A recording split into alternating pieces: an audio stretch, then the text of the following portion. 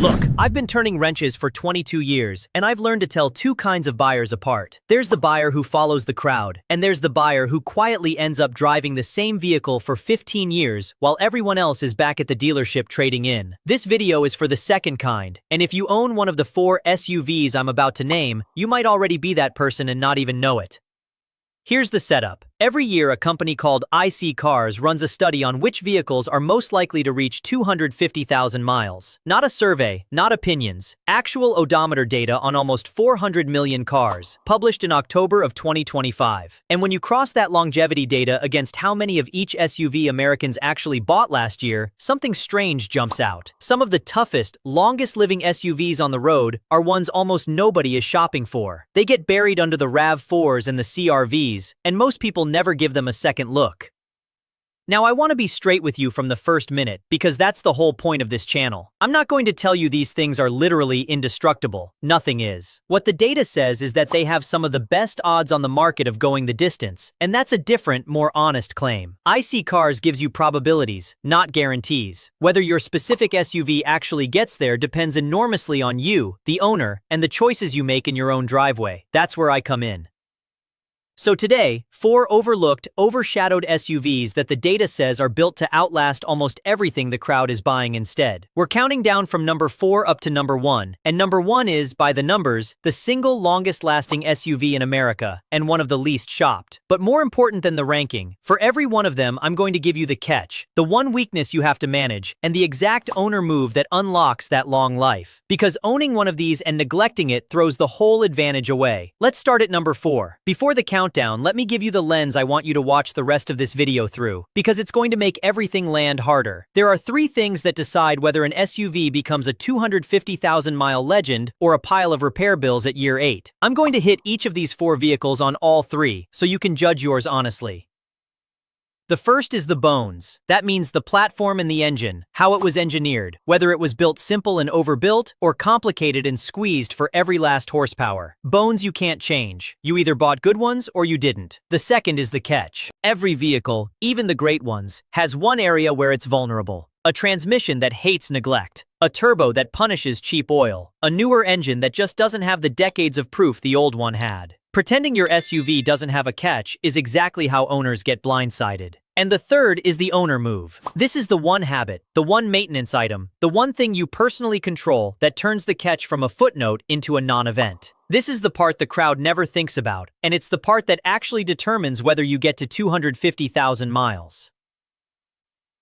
Here's the honest truth that ties it all together. The reason these 4 are overlooked isn't that they're bad, it's the opposite. They're expensive, or they're from a brand people forget to cross-shop, or they're a nameplate that got buried inside its own lineup. Being ignored by the market has nothing to do with being ignored by the laws of engineering. Keep the bones, the catch, and the move in your head. Number 4. Number 4. Acura RDX. Number 4 is the Acura RDX, and it's the perfect vehicle to start with, because it is the definition of overshadowed. Here's the reality on how few people are actually shopping it. According to sales data compiled by Car Figures, Acura moved 32,945 RDXs in 2025, and that was actually down about 8% from the year before. To put that in perspective, Honda's own CR-V, same company, one brand over, sold more than 400,000. So for every RDX that leaves a lot, roughly a dozen CR-Vs do. Most people cross-shopping a compact SUV never even walk into an Acura store. It flies completely under the radar. But look at the bones. The RDX runs a 2-liter turbocharged 4-cylinder, making 272 horsepower paired to a 10-speed automatic, and it wears the Acura badge, which matters because IC Cars ranked Acura as one of only 4 brands in America with a better-than-average shot at reaching 250,000 miles, at about 1.5 times the industry rate. The RDX itself lands on their longest-lasting SUV list, with roughly a 7.2% chance of hitting that mark, about 1 in 7/10 times the average SUV. This is Honda Acura engineering underneath, and that lineage is exactly why it endures while flashier rivals fall apart. Now the catch, because I promised you honesty. That 2-liter is turbocharged and direct injected. Turbochargers live or die on oil, clean oil, the right oil, changed on time. A turbo that's been run on neglected cooked oil is a turbo that fails early, and that's true of any turbo engine, not just this one. And direct injection, over very high mileage, can invite carbon buildup on the intake side. Neither of those is a defect. They're just the tax you pay for turbo power in a compact luxury SUV. So here's the owner move for you RDX people. Do not stretch your oil changes. This is not the engine to run 15,000 miles between services because the maintenance minder hasn't screamed at you yet. Use the correct full synthetic spec, change it on the shorter end of the interval, and if you do a lot of short trips, shorter still. Do that, and this quiet, ignored little SUV will embarrass cars that cost twice as much. Who should feel good owning one? Anybody who wanted German badge feel without German badge repair bills. You quietly made a smart call. That's number 4. Number 3, Acura MDX. Number 3 is the Acura MDX, and this one is overlooked in the most ironic way possible, because it isn't a slow seller, it's a legend that hides in plain sight. Let me explain what I mean. Acura sold 41,460 MDXs in 2025, per car figures, a touch more than the year before. And here's the kicker. The MDX is the best-selling 3-row luxury crossover of all time, with close to 1 million sold over its life. So why is it on an overlooked list? Because on any given day, the individual shopper cross-shopping a 3-row luxury SUV is staring at the German badges, and the MDX just doesn't register on their list. It sells steadily to people who already know, while the crowd-chasing status walks right past it. That's a different kind of overlooked. Overlooked by the shopper, not by the market. The bones here are genuinely excellent, and this is where the MDX earns its spot ahead of its smaller sibling. It uses Acura's 3.5-liter V6, making 290 horsepower through a 10-speed automatic. And that V6 family is one of the most proven, longest-running engines Honda has ever built. IC Cars puts the MDX on their longest-lasting SUV list at a 9.1% chance of reaching 250,000 miles, more than double the average SUV, and notably better than the RDX. There's also a hotter Type S with a 3-liter twin-turbo V6, making 355 horsepower, if you wanted more punch.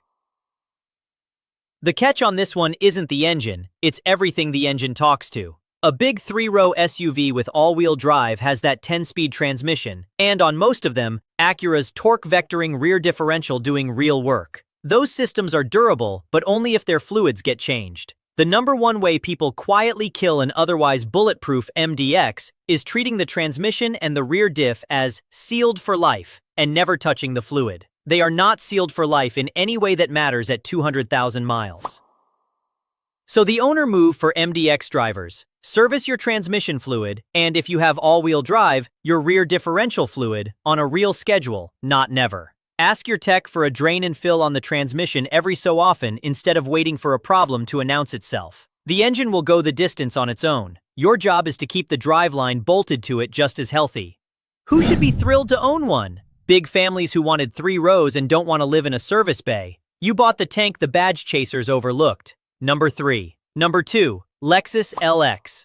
Number 2 is the Lexus LX. And now we're into genuinely rare, genuinely serious territory. A vehicle almost nobody cross-shops, for one simple reason: the price. But the bones on this thing are the stuff of legend. Here's why it's overlooked. The LX is Lexus's flagship SUV, and with the big Land Cruiser gone from most of the American lineup, it's now the ultimate expression of the brand. The starting price is north of $106,000, and a loaded one runs to $120,000. At that money, it's a niche within a niche. One outlet literally described it as the flagship for people who want to fly under the radar. Most buyers never even consider it, and that is exactly why it belongs on this list.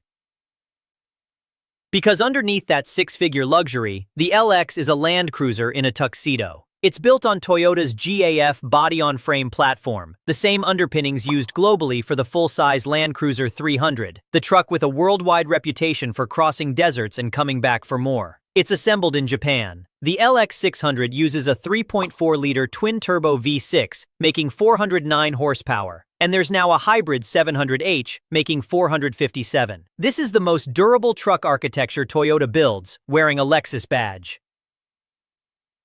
Now I have to be honest with you here, because it's a real caveat and you deserve it. IC Cars did not have enough data to rank the LX specifically on their longest-lasting list. It's simply too rare, too few of them out there to model. So I'm not going to quote you a made-up number. What I can tell you is that Lexus as a brand ranked second in all of America for longevity, at 2 7/10 times the industry average, behind only Toyota, and the LX rides on the most legendary platform either company makes. But here's the second half of the honesty. This newer twin-turbo V6 replaced the old 5.7-liter V8, and it hasn't been on the road long enough to have a 20-year, 300,000-mile track record the way that old V8 did. The platform is proven. The newest engine is still writing its story. So the owner move if you're lucky enough to have one of these. Respect the turbos. Same principle as the RDX, but the stakes are higher. Premium oil, changed on schedule, and get in the habit of letting it idle down for a few seconds after hard highway running or towing before you shut it off, so the turbos aren't sitting on hot, still oil. Body-on-frame trucks also eat tires and brakes faster because of the weight, so budget for that and don't ignore it. Treat it right, and those Land Cruiser bones will reward you for a very, very long time. Who should feel great about this one? Anybody who wanted a Range Rover's presence with Toyota's spine underneath. You chose the one that actually keeps going. That's number 2. Number 1, Toyota Sequoia. And number 1, the single longest-lasting SUV in America by the data, and somehow one of the least shopped, the Toyota Sequoia.